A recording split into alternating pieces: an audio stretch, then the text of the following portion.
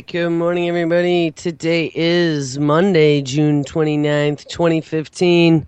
And this is Before the First Cup with Jules here on UCY.tv. Happy Monday.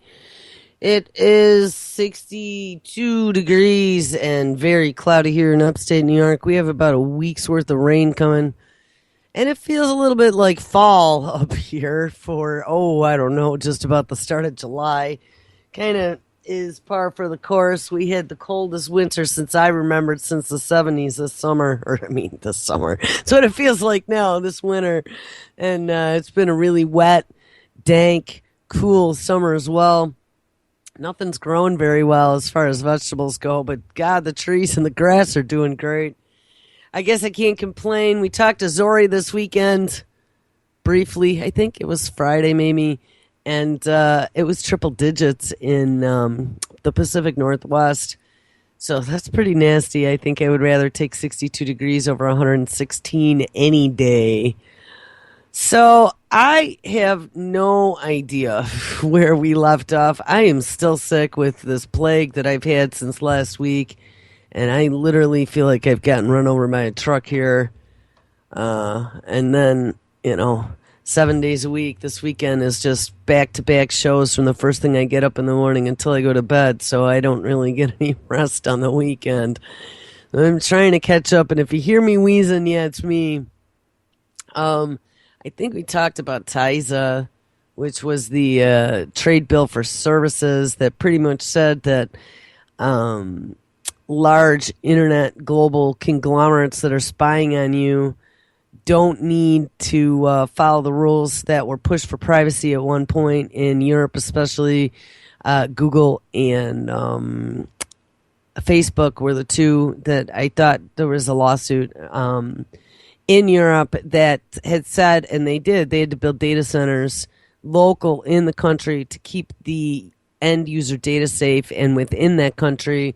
But this new TISA bill says, no, you don't have to do that anymore. Now we can just keep it at a central location. So NSA data center in Utah, I'm sure everything is going to be stored there on their pound of DNA flesh Jabba the Hutt storage facility. I don't know. We talked about that one time. My brain's too slow right now, though, so don't worry about it. We'll talk about that another day.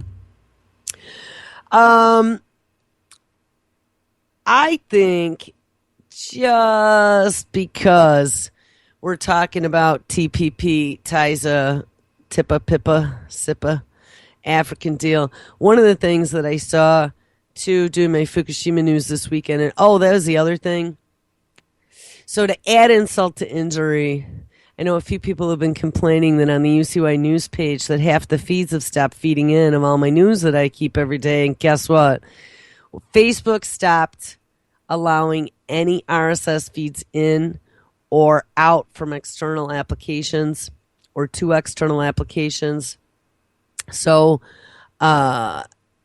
probably 8 months ago, I had cracked that nut and had managed to automate. All I had to do was post it in one place, and then it posted everywhere. And I literally had categories. So I had this tool that would go out and search categories for my news and then post them. So like Fukushima in particular, anytime it scanned and it found Fukushima news out of my 4 or 5 sources that I covered, it would post it to my Fukushima page, would post it to my Fukushima website. It would all be automatic. And I have 5 or 6 different areas of expertise that I cover from the different pages, and they've all stopped now. And I did find verification over the weekend that, yes, Facebook doesn't allow that stuff anymore. So, we're talking about another thing with the TPP is copyright, and we see that they're trying to clamp down on sharing information because, hey, we have that Google truth algorithm and the truth division.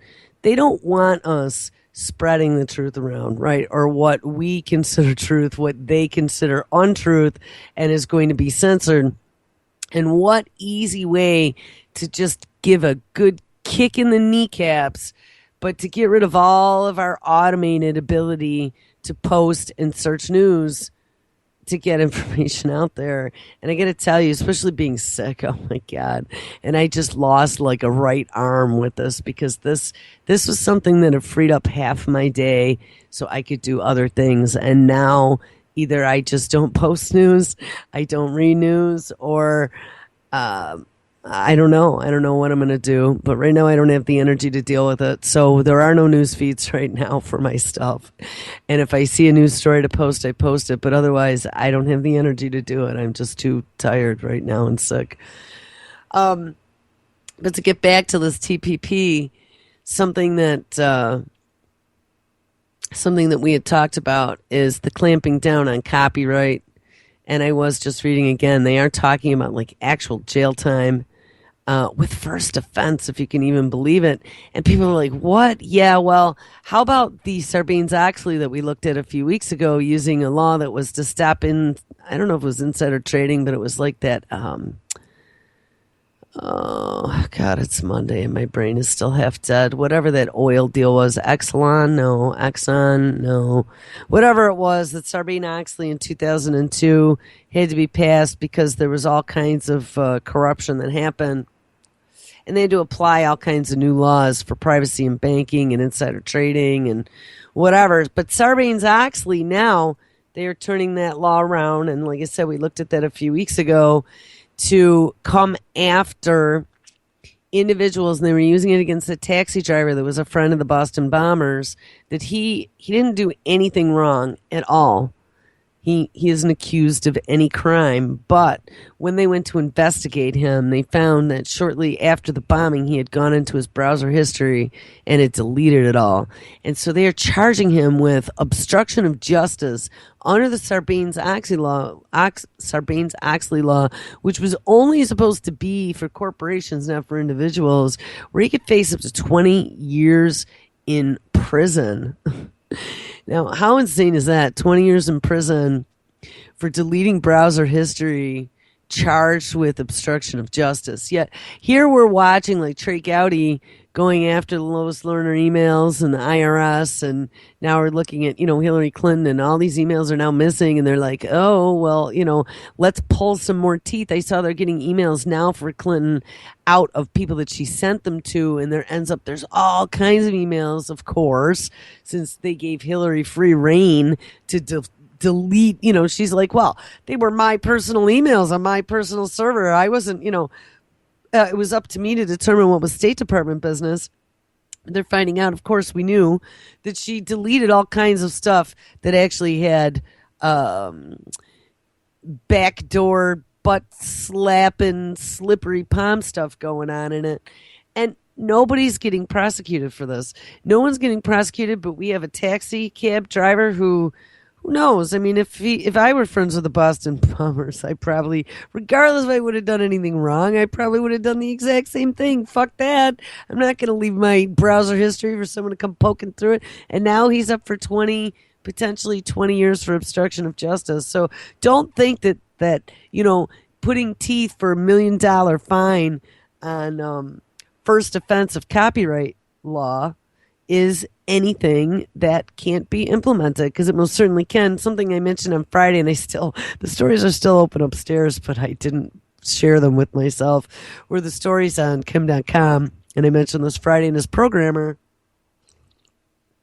Kim.com had a file sharing site out of New Zealand, and somehow the long arm of the law of the United States managed to reach over there, working in conjunction with another government that has stepped in step with the United States, just like Canada, Australia, New Zealand as well. And I'm so disappointed in New Zealand, because it used to be this little independent, in the middle of the Pacific Ocean, no nukes, keep your nuclear subs out of our ports. I mean, for many, many years. They actually closed down all trade back in the 70s because they had such a huge trade deficit, and their currency was worth so little money that they shut all international trade and said, screw you, we're not taking any imports, and we're going to work on getting our internal value back up again. And I mean, I remember when I was there, we didn't, what year was it? 77,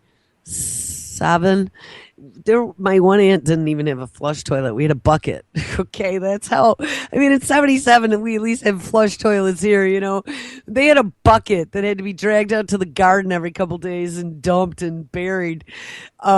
They were hurting because they didn't have trade with the outside world. But you know what? When they finally came back and they opened their borders, they were strong again. They worked on their country, and you know what happened to those days of independent New Zealand? Because now I hear, and my family has no idea, but I hear that they're all over now buying up land, fracking. You have GMO seeds. Monsanto is in all over there trying to plant GMO crops, and New Zealanders, for the most part, are very happy, smiley. I think. I don't know. Some of them. Of course, the last time I was there, I was 9. But at least from what I remember, they were happy, smiley people. I mean, my family are all about. They don't say mean things about people like we do here. They're definitely more.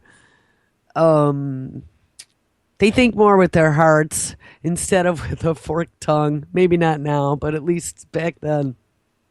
But anyway, it just makes me sad that they just have fallen into this trap, and they have a leader that is just as greedy as all the rest of them, that has sucked them into this vortex of hell that's happening. And it's depressing. That was like one of the last bastions of just unadulterated beauty and nature, and it's all going to go to shit now.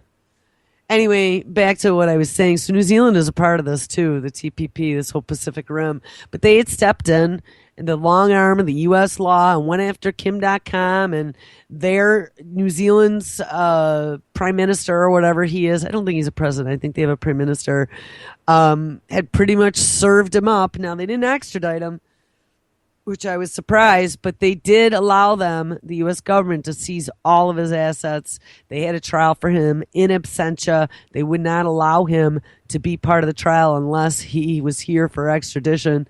But his programmer came, cut a deal, and he got a year in prison, like I said on Friday, just for creating the website. We also see Albrecht, the Silk Road dude. He just got life in prison with no chance of parole. I mean, guys, this is insane. And this is for online crime that really, a few years ago wasn't really even considered online crime. How many people haven't downloaded something, or how many people haven't, gone to the hacker website? Especially those of us who've been around since the Wild West days. We were all hackers in the beginning. And don't think that this TPP and this whole censorship and, cutting off RSS feeds and spying on everyone. And I was just reading a story yesterday. There's some add-on that is with Chromium, which is some sort of souped up version of Chrome browser, I guess, that has this where you can speak your searches. But I guess that to have the speech recognition turned off, you need to opt out of it at installation. So if you don't realize that there's speech rec in there, then the speech rec is installed as default on, and somebody somewhere, who the hell knows where, is getting everything that's said in your room by default. And when we first started this radio network, anyone who's been listening that long remembers me telling the story about how I was having so many issues when we first were getting the stream up and running. I'm getting all this echo and stuff, and I'm like, where the hell is that coming from?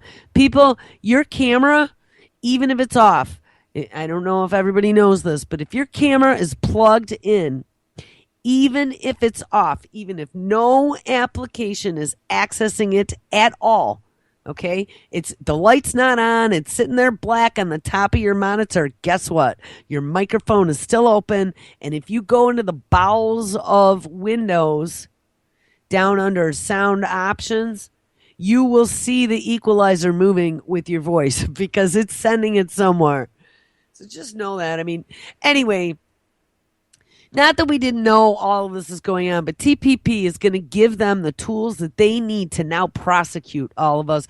And, another story that we're going to talk about, and I have a clip here to look at, was this Pentagon declaring journalists belligerent combatants, unprivileged belligerents. That's what it was.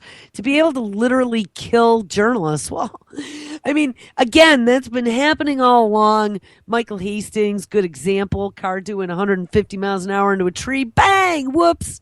And then we find out from DARPA that, yes, cars can be remotely controlled. We also had this doctor over the weekend, the one that he was fishing. I think it was in North Carolina. And he was pretty prominent in the link between vaccines and autism. I don't think he was the one that discovered it, but he'd been very vocal. And he was a pretty well-known doctor. And honestly, I don't remember his name right now, but I'm not looking at the computer. So we'll get back there if I find it. But he, quote unquote, committed suicide while fishing in a boat in North Carolina by shooting himself in the chest. And a fisherman found him in the water. They found the gun in the water, and the police said that he, quote unquote, committed suicide. I did see that the family has started a GoFundMe page because they said it looks fishier than anything. Just before this happened, too, there was some mysterious Fed raid of his practice. And you know how that happens, especially if you're a professional and you come out against the system. They make sure they take you out. And I mean, not literally. Usually it's some sort of legal way that they take you out. But like all of us have seen before, being suicided with your hands duct taped behind your back and a gunshot in the back of the head usually means foul play. This one happened to be in the chest. All right, I had to get rid of a lung there. Let's see. First of all, I got to see if I don't think I have a stream playing. Okay, let me see if I can pull myself in because I want to play this little TPP clip. This is talking about the TPA going through, which I already did.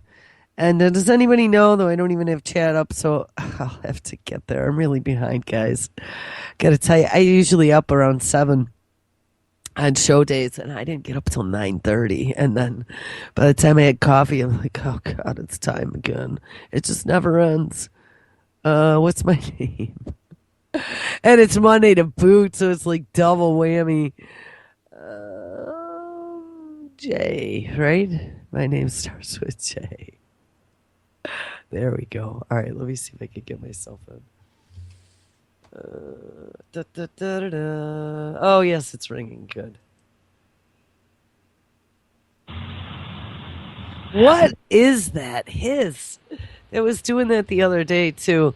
All right, so anyway, this TPP, this little clip that I saw somebody post yesterday, even though it talks about the TPA, I thought it was a pretty good representation of what's going on.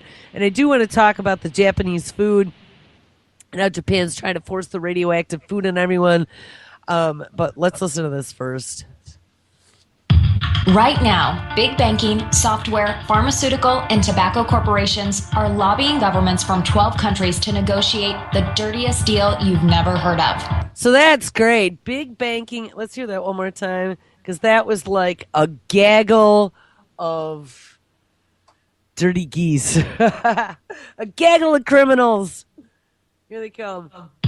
Right now, big banking, software, pharmaceutical, and tobacco corporations are lobbying governments from 12 countries to negotiate the dirtiest deal you've never heard of. There's a reason you haven't heard of the TPP, or Trans-Pacific Partnership. There are some major corporations and government officials that don't want you to know what's in the deal. For one, our food safety standards, environmental protections, and local labor laws could all be threatened under the TPP. We could all be forced to pay significantly more for the medicines we need, and you could be fined or even sent to jail for downloading copyrighted content on the internet. There you go. And I mean, the drug deal, too, we talked about that last week, how their copyright protections and patent protections, they're going to allow big pharma to keep patent protections on name brand drugs way longer than what it is now. So, generic pharmaceuticals can't be produced and sold to those of us who can't afford the $1,000 pill drugs. Remember, there was something that we listened to a while ago where they were saying that, these new drugs that they're developing, these aren't for poor people. None of this is for poor people. I mean, even this transhumanism bullshit. Oh, we're going to put nanobots into your bloodstream to route out your arteries. Wait till you see this new one. That isn't for you and me. The only thing that's for you and me is to be used as the guinea pig for them to get it to version 2 or 3.0 till it's all perfected. And then Queen Mother is going to get her longevity treatment to live forever. But back to this copyright protection, yeah. I mean, all these torrent sites, and again, that Kim.com mega upload, that was one of them where they had downloads. They have been tracking people who go to those sites for a very long time. And I had read something the one day where they've been keeping those addresses. So one day you might actually have something show up in the mail saying that you owe them $6,872 for your infringement of copyright for watching King of Thrones or something. How will they know if you do it? Because your internet service providers could be required to watch your online activity. But that's not even the scariest part. The TPP gives corporations the power to sue our government in secret foreign tribunals over any law or regulation they claim affects their expected future profits. Yes, now ding, because right now, see, that was one, being able to sue our government. So let's say we talked about a few weeks back with Congress pushing to get rid of the country of origin labeling laws on meats, especially, right? I think that's what it was about, or maybe it was just everything in general. But it was the country of origin between Canada and Mexico and the United States. And Canada and Mexico had gone to the World Trade Organization, and they were crying that it was unfair to them in the U.S. marketplace because when they labeled that the meat came from Mexico, let's say, people were biased against that, and they weren't buying the Mexican meat. And so they went to the World Trade Organization and said, boo-hoo-hoo, this is no fair. And I'm wondering if it isn't under NAFTA that they did that. I didn't see what trade agreement it was, but they're like, boo-hoo-hoo, this isn't fair. We want them to sell our beef, and by labeling it, it now makes people not want to buy it. And it sounds very similar to the whole GMO argument, right? This is what Monsanto and all the companies that were putting GMO products into their foods were saying the same thing, that, if we labeled it GMO, then people aren't going to buy it. Well, then maybe people don't want it. So, you know what? An easy way to get around that is just not to label it anymore. But so, right, that's what they're pushing now, and that's what part of this new law is, but they've already been pushing it even before the law went through. But back to the country of origin, they went to the World Trade Organization to try to force the United States to either remove the labeling or to pay a penalty to them for lost business. And I mean, that's already in the works, and that's before the TPP passed. Well, now I saw, and we talked about this as well, Japan has gone after South Korea and I think it was Taiwan, and now they're trying to force China to sell their radioactive freaking fish. They don't want to sell their fish. And again, Japan then went to the World Trade Organization and cried about it. Now, I saw an update yesterday. Japan and South Korea were going to try to have their negotiations about this and try to come to a satisfactory agreement over what they were going to do, and that hasn't happened now. So who knows what the next step is? Does South Korea get sued by Japan now? I don't know, but how interesting that these countries are all part of this, these global trade agreements. Don't believe it? It's already happening. Recently, after Canada said U.S. big pharma corporation Eli Lilly's drug price-raising patents were not legit, the firm sued the Canadian taxpayers for a staggering $500 million. I didn't know about that one. So let's flip it around. Eli Lilly got to sue Canada. Now, billions of dollars are being demanded from Germany after it decided to phase out nuclear power following the Fukushima disaster and improve environmental standards for coal-fired electric plants. Philip Morris and Chevron are in on the game too, raiding taxpayer dollars and trying to reverse crucial policies we all rely on. Thankfully, not everyone is willing to sign on the dotted line just yet. In fact, most government officials still have no idea what they're even signing on to, for good reason. So far, Democrats and Republicans in the House of Representatives have united against fast-tracking the TPP. Bing. Well, that was then. This is now. Like we said on Friday, something happened on the back end, and everybody had a change of heart, and they just all inked it up on whatever it was last Tuesday, I think, or last a week and 2 days ago, Thursday, and then last week, like Wednesday, was the Senate. The House had done it on the Thursday before, the second time through, and then the Senate on Wednesday. I don't know if it made it to Obama's desk yet, but I had read that they were planning on inking it by last Friday. But there is a mighty corporate lobby that wants to make sure the deal is signed and railroaded quickly through Congress before we know about the damage it will cause us. We must get our senators and representatives to stop fast track. Here's the deal. Without a strong public outcry, politicians will only hear the concerns of multinational corporations. And once the TPP is signed, it's here forever. There's no expiration date and no separation clause. Now, did you know that? Because I know I didn't. So it's secret. There's no exit. There's no expiration. It is here forever. And step in global government run by multinational corporations who do not have you, me, our children, our future, our environment, anything in our best interests at all. This dirty deal has been deliberately branded as a free trade agreement. It is anything but free for people like you and me. And it's not really about trade. It could cost us our internet freedom, labor rights, access to affordable medicine, the safety of our food, and protections that keep our water and air clean. Nobody wants to be stuck with a backroom deal we don't want and never voted for. Find out more, speak up, and spread the word. How frightening is that? Because that happens already. Now here, exposethetpp.org. Let's go out there really quick. Expose the TPP.org. I want to see if Obama inked that fast track. So like I said, I've been in a coma all weekend. That video we just watched is in the center of that. Here, let me kill Skype quick. Yeah, that's the red button. There we go. Exposethetpp.org is the site I just went to. In the center is that video I just played. I don't see any updates here, though. Learn more, take action, newsroom, maybe right there. Let's go there. June 8th is the last update, so who knows? Wow, that's not, that is not so updated considering it's June 29th. There's a whole bunch of videos, though, under the newsroom. I'm not going to watch these right now. But, guys, this is very, very, very, very bad news. I mean, if you haven't figured that one out. And, there are still people who insist that NAFTA did a good thing. And if you lived in the Northeast, you would say that NAFTA did not do a good thing. Maybe in other parts of the country, like down near the Mexican border, but not in the Northeast where our nation's manufacturing used to be.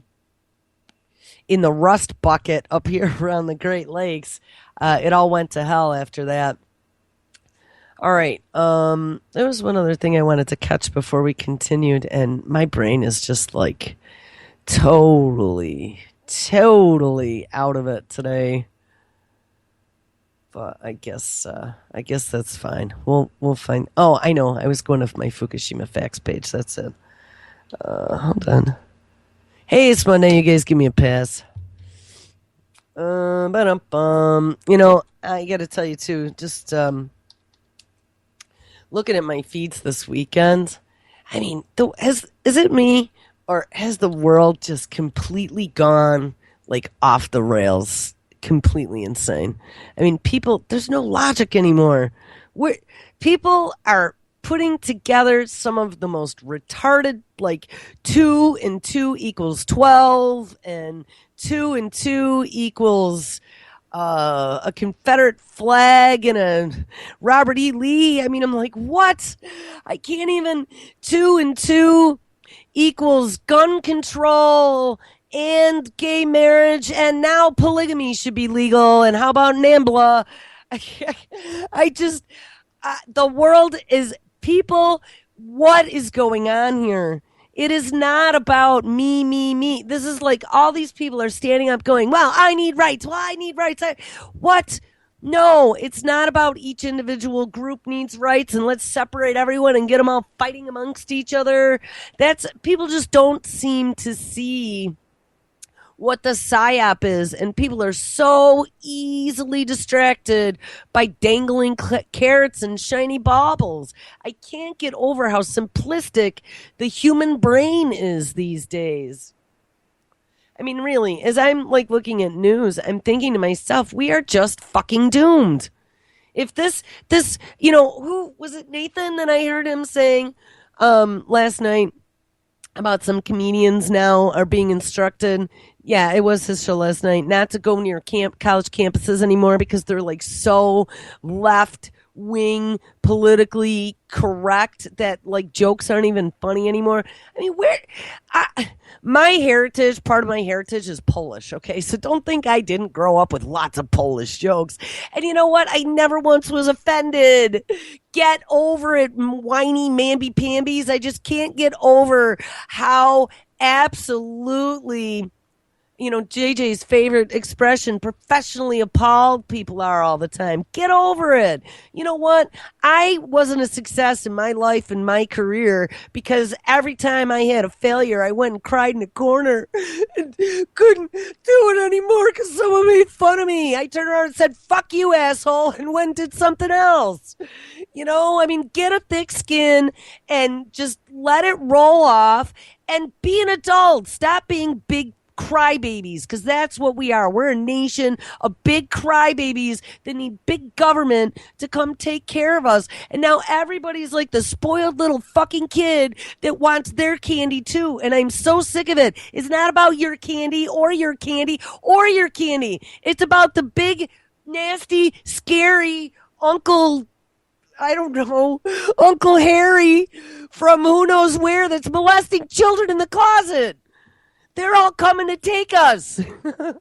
I want to get rid of the child molesters in the closet, and that's all the big corporations that are taking things over while we are all distracted with this baby shit. We have been groomed to be a culture of baby whiner. I can't do anything for myself. You know what? Get your hands dirty. Get your fingernails dirty. Try not taking a shower for a couple days. Go fix something. Go build something. Go ride an ATV and get covered in mud from head to toe so you got a half inch of dirt in your hair, and then crack a beer and not give a shit how dirty you are. You know what? We need to get back to where we are not this groomed, perfect society where every hair has to be in place and we give two shits about what anyone else thinks about us, because that's the problem. That is the problem. It is a society of complete and utter narcissists that have now created this. I don't give a shit about your issues. I don't give a shit about your hair. I don't give a shit about where you bought your clothes. I give a shit about where my country's going to be here in even 5 years from now. Used to be 20 years when the robots are coming. Actually, that's only 5 years because they said 2020 or 2025. But I care even less about whether or not you have, Abercrombie and Fitch shirts, you know what I mean? Like back in the day. And they started this way back when, in the 80s. I had to have my alligator shirts and my Levi's, and I had to make sure I didn't wear the same thing twice in a month because somebody might notice. And oh my God, every hair has to be in place and hairsprayed. And if you only saw me now. All right, I think I ranted enough. Anyway, I don't need to go to Fukushima facts. I told you guys already about the story. So Japan is trying to force their food down the throats of Taiwan and South Korea, and they're suing them. Don't think that isn't going to happen here. I actually saw a story the other day too, and I think I did post that on before the first cup. By the way, I know you guys are all afraid of Facebook, but my pages, even though they're not feeding out right now, I do have all my pages set to public. So if you don't have an account, you still can read the news if you go out there. I mean, any website you go to is going to be able to snag your IP unless you're going through some sort of VPN or hidemyass.com. I think that's what it's called. Hidemyass.com. Um, but wait, I'm trying to find it. I want to find the Japanese tea. Japanese tea's been showing up. I had mentioned that a while back that they were trying to sneak it in through Canada at one point. Oh, here, yeah. Now it's also showing up in Taiwan. New contaminated Japanese tea shows up in Taiwan. Taiwan's FDA published some new radiation testing results in the last week. On June 16, 2015, they found two samples of Japanese teas with cesium contamination. One was a roasted Japanese tea that tested 18.8 becquerels per kilogram of combined cesium. The second was a Japanese tea blend of a matcha green tea and brown rice. That product tested 9.5 becquerels per kilogram. I was going to say, too, stay away from Japanese fish, Japanese rice, Japanese tea. And remember, Hillary Clinton said way back in 2011 that the Japanese economy was the most important economy to the United States. So don't think that the second that they can hide the pickle, because Hillary's good at hiding the pickle. The second that they can hide the pickle, they're going to be shipping this shit in and mixing it up in all of our food supply where they legally won't have to tell you. And I mean, right now, country of origin is very difficult to find, but they legally will not have to tell you at all that there's radioactive shit in your food. And FDA and USDA doesn't seem to care. And what? What did we learn a few weeks ago? Oh, the foreign countries are now responsible for inspecting their own foods because what? We don't have enough inspectors to keep up with all the imports. Remember? Yeah, yeah. All right. Says while both samples were under the levels where Japan or Taiwan would pull the products from market, yes, because what? They probably upped all of the allowable radiation in food products a couple times already in the last 4 years. They do show that some foods continue to be contaminated. These were done, tests were done after Taiwan. Oh, yes, raised their import requirement on foods from Japan. Did they really? Because Taiwan is now getting sued by the World Trade Organization for not accepting Japanese products. All right. Anyway, I want to get back. So we're still on the TPP, though. This is what we're talking about: these international trade agreements and all the different ways they could fuck up your life and mine. And one of the ways is by clamping down on freedom of speech, clamping down. It's going to be the New World Order coming in all over you and making it messy. Well, the story that came out on, see, the 24th, so this was 5 days ago, out of RT, Pentagon rewrites law of war, declaring belligerent journalists as legitimate targets. Yes, if not to add insult to injury, not only are they going to prevent us from, whoa, that was weird. Not only are they going to prevent us from sharing information online, FCC also, don't forget, the FCC now runs the internet, so it's a federal entity. Remember, too, that Obama inked an executive order that brought all the big corporations in under the spy heading to help keep America safe because they're all going to be spying and watching for security.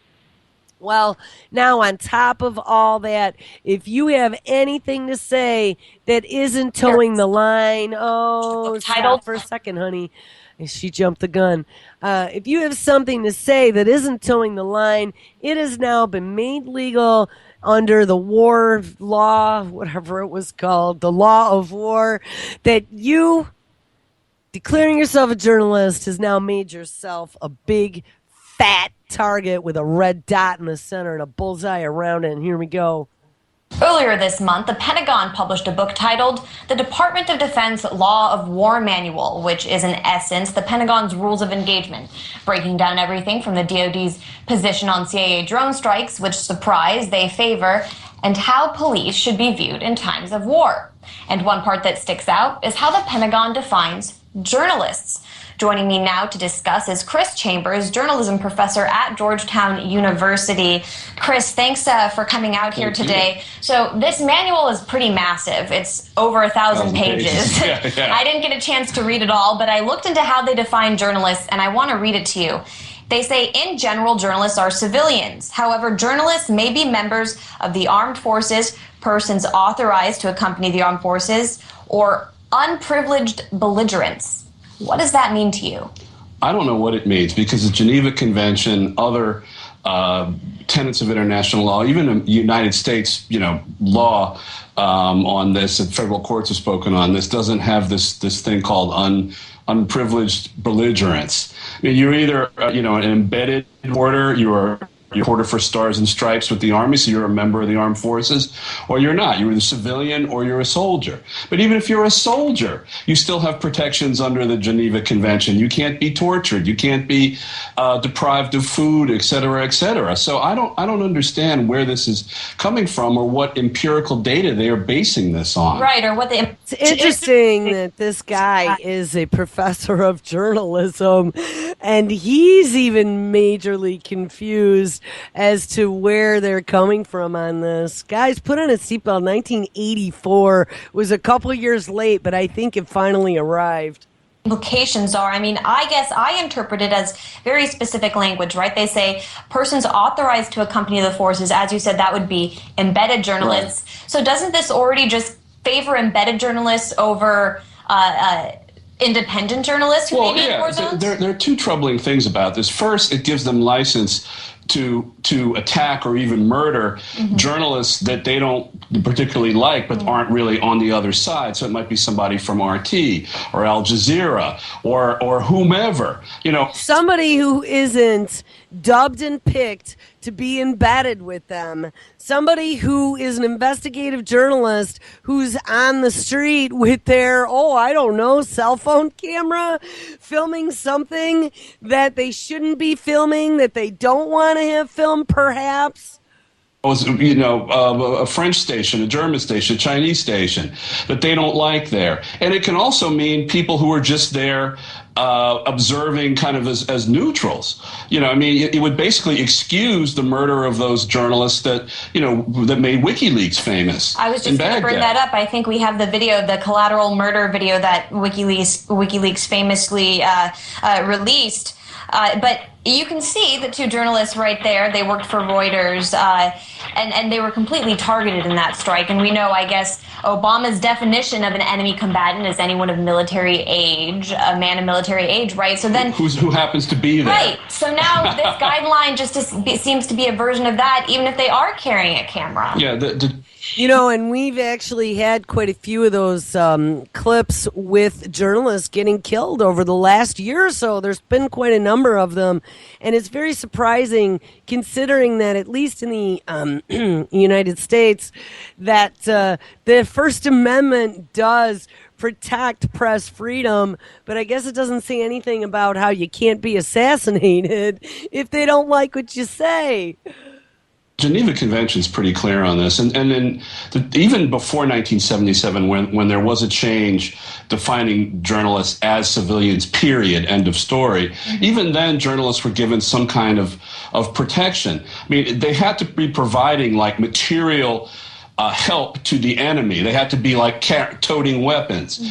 Well, that's interesting too, because there was a story that I saw a little while back that had talked about one of the Al Jazeera journalists, and I don't know if that was what that WikiLeaks clip that they were showing, where they were just executing the journalists as part of attacking ISIS or whatever, but they had said or accused Al Jazeera or Press TV, it was one of them, that their journalist was like a double agent working for the government. And I mean, yeah, it's possible, but on the flip side, what a slippery slope that is, because now this is just giving them free reign. Then if they decide that they don't like you and you're getting in their way and you're getting into shit you shouldn't be into, oh well, goodbye. Sorry, you were collateral damage.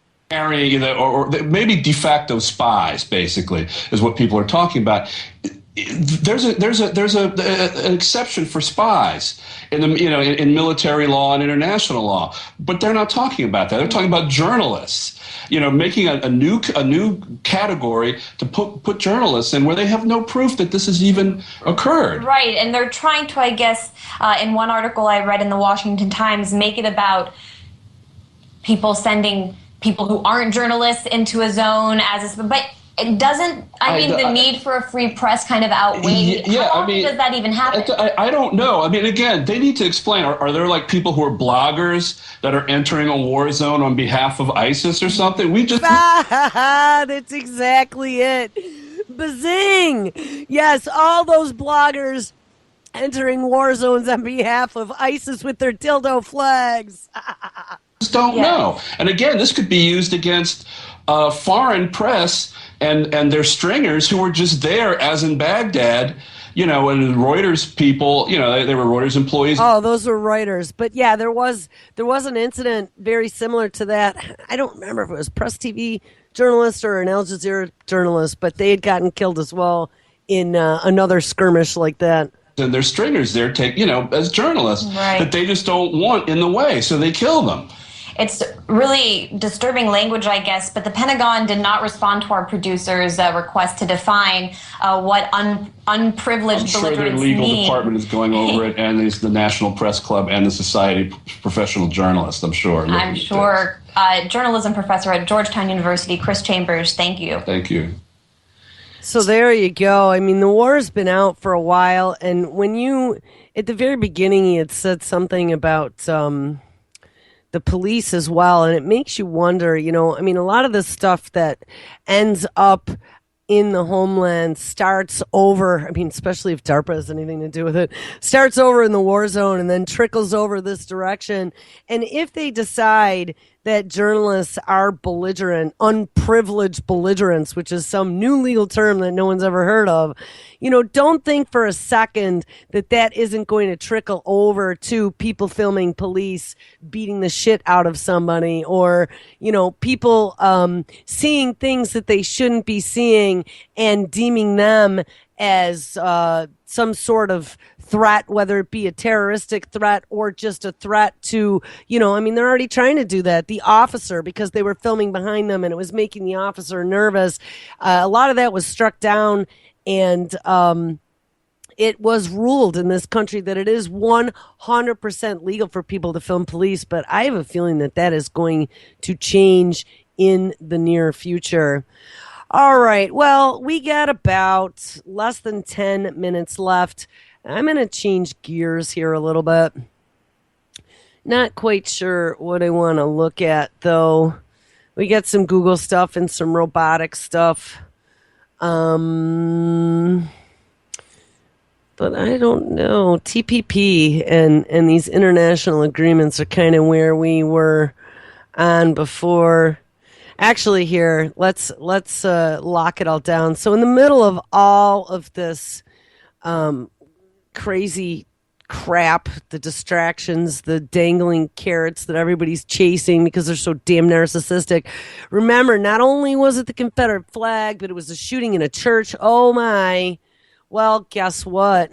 We just put another facet to this. The church shooting is now going to lead to church facial recognition software, because of course churches need it, and they could probably get it under their 1033 agreement to track congregants. So you don't have some little white boy sitting in the back row for an hour in a bulletproof vest who you don't recognize with a gun hidden apparently somewhere and nobody noticed.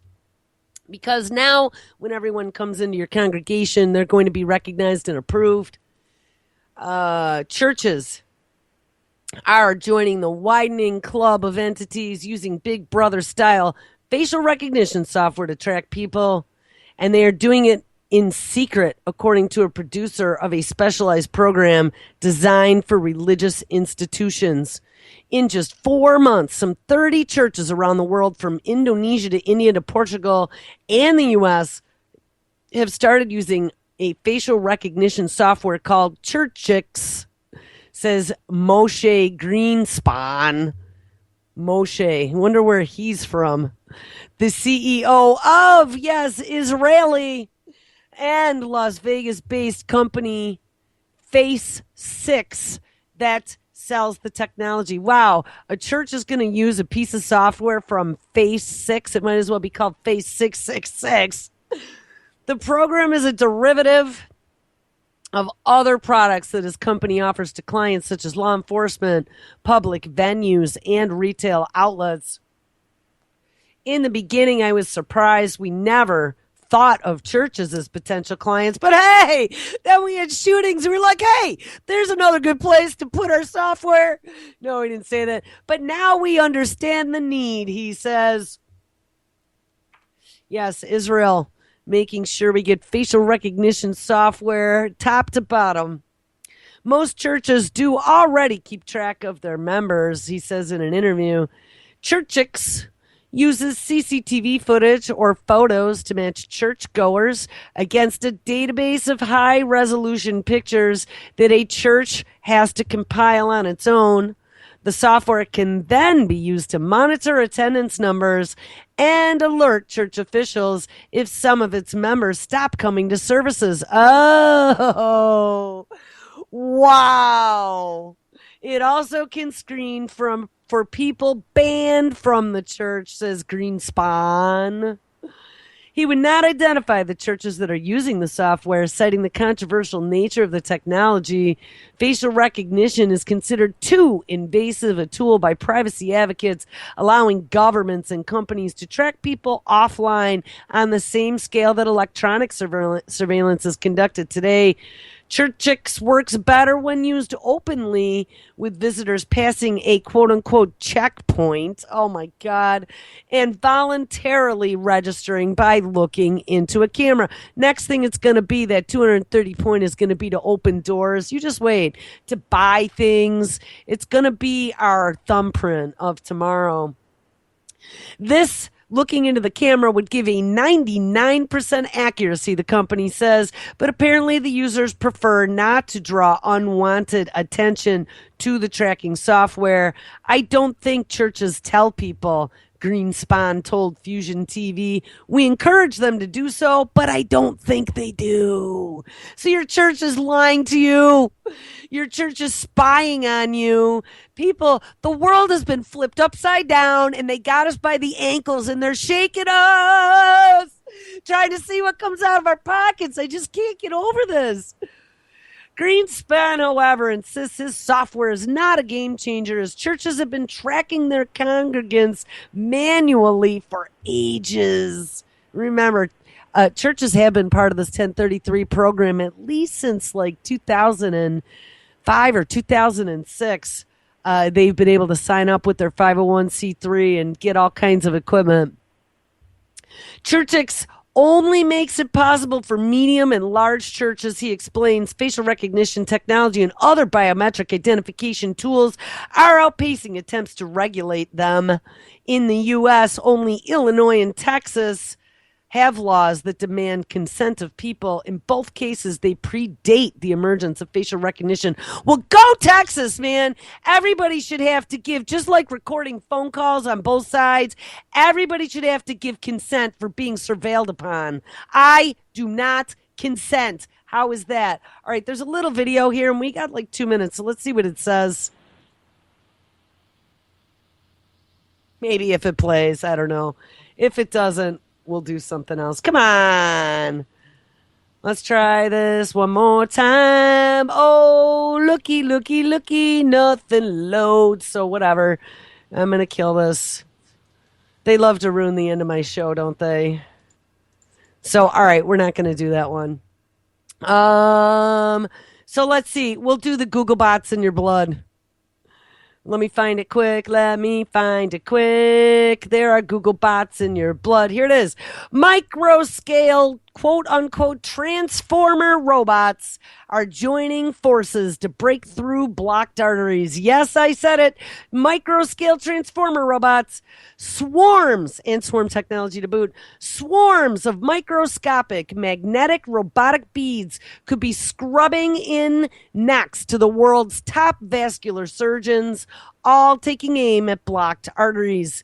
These micro robots, which look and move like corkscrew shaped bacteria, well, that's interesting, are being developed by mechanical engineers at Drexel University as part of a surgical toolkit being assembled by the Daegu Gingle Book Institute of Science and Technology in South Korea.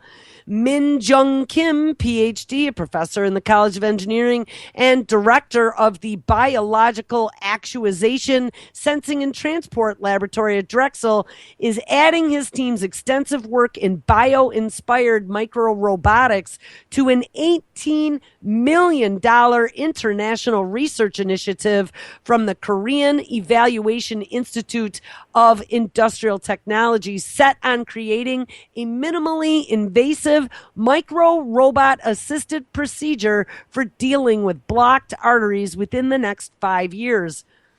The government funded entity in Daegu, South Korea, is the leader of an 11 institution partnership, which includes some of the top engineers and roboticists in the world. Drexel's team, the lone representative from the United States, is already well on its way to tailoring robotic, quote unquote, micro swimmer technology for clearing arteries. Microrobotics is still rather a nascent field of study and very much in its infancy when it comes to medical applications. A project like this, because it is supported by leading institutions, has such a challenging goal. It is an opportunity to push both medicine and micro robotics into a new and exciting place. Yes, in your arteries are the new and exciting places, soon to be probably your brain. Who the hell knows? This is just insane. And they also have artificial blood coming very soon. I saw that they're talking within the next year or two of putting the artificial blood into humans. So maybe we'll take a look at that tomorrow. All right, guys. Well, guess what? I made it through the Monday show. I am still breathing too, which is a good thing. Make sure you stick around because it is Monday. I have a brand new show by Mr. Brandon Tuberville that I got to cut after this. We have some new Ocelli Effect rewinds that I'm going to add to the Mix 'em Up tonight, so there will be some new shows there.